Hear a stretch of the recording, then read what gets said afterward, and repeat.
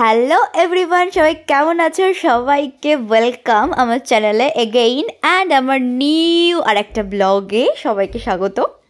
তো আজকে ছিল স্যাটারডে আর আমার ইউনিভার্সিটি ক্লাস ছিল। তো আস্তে আস্তে আমার বাড়ি আসতে আসতে মোটামুটি 6:30 বেজে যায়, ঠিক আছে, মানে ওই ধরো 6টা থেকে 6:30 মধ্যেখানে। তো এসে আমি লাঞ্চ করি, কিন্তু অতবেলায় এসে আমার বেশি ভাত খেতে ইচ্ছা করে না, তো আমি অল্প একটু ভাত খেয়েছিলাম। আর যেটা হয়েছে যে এসে আমার আরও কিছু খেতে ইচ্ছা করছিলো, মানে আমার পেট ভরেনি, ভাত যেহেতু বেশি খেতেও পারিনি, আজকে স্যাটারডে ছিল তো বাড়িতে নিরামিষ ছিল। দ্যাটস ওয়াই আমি হঠাৎ করে ভাবলাম যে একটু আলু কাবলি করে ফেলি। আচ্ছা, আপনাদের সাথে একটা কথা শেয়ার করি। আমার নখগুলোর কন্ডিশন দেখো, পুরো ইয়েলো ইয়েলো লাগছে না? এই নেল পলিশটা আমি 2 দিন আগে পরেছি, আর এই হাতে দেখো কত সুন্দর লাগছে। এই কালারটা আমার ভীষণ ফেভারিট। 2 দিন আগে নয়, সপ্তাহ খানেক হবে, কিন্তু এই হলুদের কারণে মানে এই ভয়ে আমি এক্সটেনশন করতে পারি না। এবার আমার কাজগুলো তো আমি অন্য কাউকে দিয়ে করাতে পারবো না, আমার মা আমাকে খাইয়েও দেবে না ওরকমভাবে এভরিডে। যাকে তো সেই জন্য আজকে আমি একটু আলু কাবলি বানানোর জন্য প্রিপারেশন নিচ্ছি। আর যেহেতু আগের থেকে ভাবিনি, তাই ছোলাটা আমি ভিজিয়েও রাখিনি।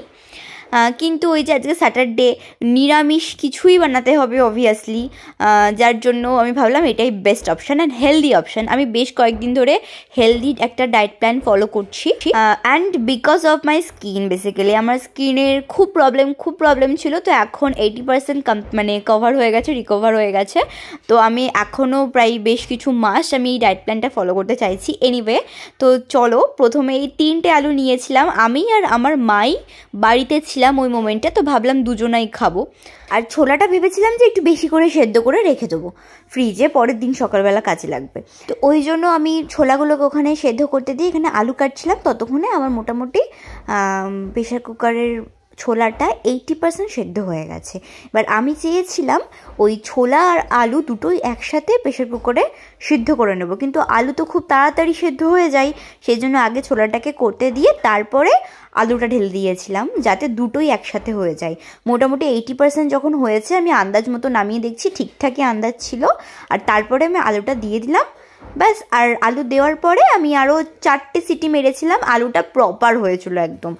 আর ছোলাতে আলু দেওয়ার আগে দিয়েছিলাম তোমার 8টা সিটি, আর আমার মনে হয় যে 9টা সিটি দিলেও এটা ঠিকঠাক হবে আর কি। তো তারপরে আমি আবার চাপিয়ে দিলাম।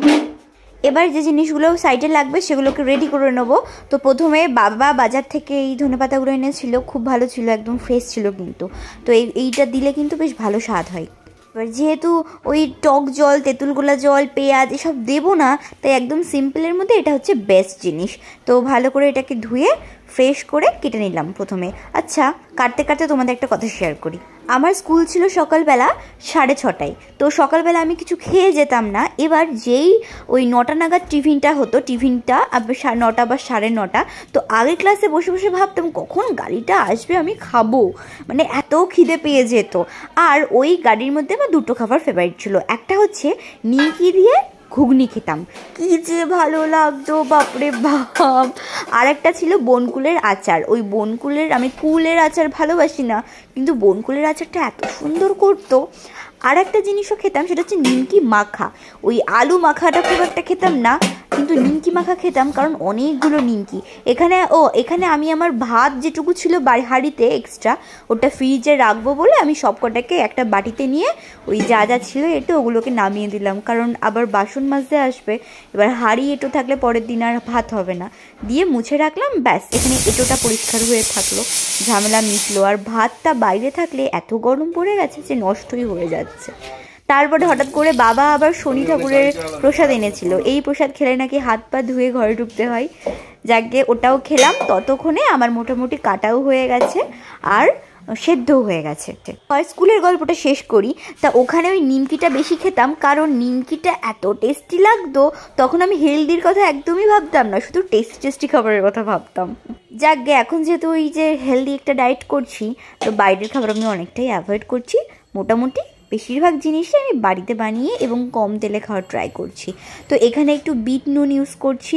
বলেছিলাম আমি যে ওই সেদ্ধ যখন করছিলাম তখনই আমি লবণটা পরিমাণ মতো দিয়ে দিয়েছিলাম, যাতে পরবর্তীতে আমাকে কাঁচা নুন আর বেশি ইউজ না করতে হয়। কাঁচা নুন কিন্তু আসলেই খুব খারাপ, মানে কোনো প্রবলেম থাকুক বা না থাকুক, কাঁচা নুন কিন্তু আস্তে আস্তে অনেক প্রবলেম ক্রিয়েট করে শরীরে, তো ওটা অ্যাভয়েড করাই ভালো। তারপরে ধনে পাতাগুলো দিলাম, একটা লঙ্কা কুচিয়ে দিয়ে দিলাম, দিয়ে ভালো করে মাখছিলাম। আর লঙ্কাটা আমার প্রয়োজন নেই, কিন্তু মাও খাবে, লঙ্কা দিলে একটু ভালো টেস্ট হয়, মানে লঙ্কার একটা স্মেল বেরোয় না, তো একটু কুচু কুচু করে কেটে দিয়ে দিলাম। আর আমার ঘরে তো লেবুও ছিল না আজকে, তারপরে ভাবলাম একটু চাট মশলা দিয়ে দিই। চাট মশলাটা হঠাৎ করে কীভাবে যেন কাজে লেগে যায়, ওই জন্য একটা কিনে রেখে দিয়েছি। মোটামুটি ডেটও অনেক দিন থাকে, এক্সপায়ার ডেট। তো এতে গুঁড়ো চাট মশলাই দিচ্ছিলাম, দিতে দিতে হঠাৎ করে থেমে গেলাম। কেন জানেন, হঠাৎ করে মাথায় বুদ্ধি এলো যে এটা একটু মাখা মাখা হওয়ার জন্য যদি একটু জল করে নিয়ে গুলে দিই ভালো হবে। তো জলটা হালকা গরম করেছিলাম, ঠান্ডা জল দিতে চাইছিলাম না, তো হালকা গরম করে নিয়ে চাট মশলাটা অনেকটা গুলেছিলাম।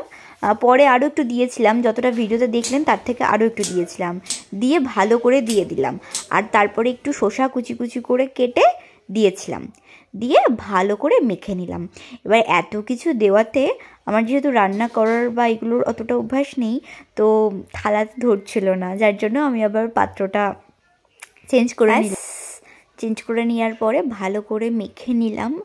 বিলিভ মি, এটা এত ভালো খেতে হয়েছিল, মানে আমার মনে হয় ওই দোকানের মানে অত তেঁতুলের টক জল, অত মশলা দেওয়ার থেকে এটা হচ্ছে একদম বেস্ট।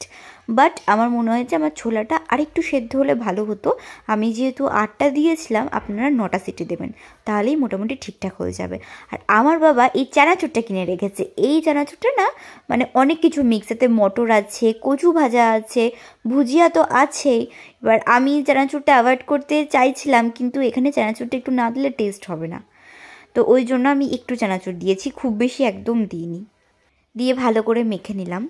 আচ্ছা শোনো, তোমাদের যদি স্কুলে এরকম কোনো বেশ ইন্টারেস্টিং ঘটনা থাকে আমাকে কমেন্টে জানাতে পারো। ওকে, আমি জানি মোটামুটি সবার সাথেই ছোটোবেলায় এগুলো বেশি হয়ে থাকে, কারণ আমরাও তখন অত সচেতন থাকি না হেলথ নিয়ে।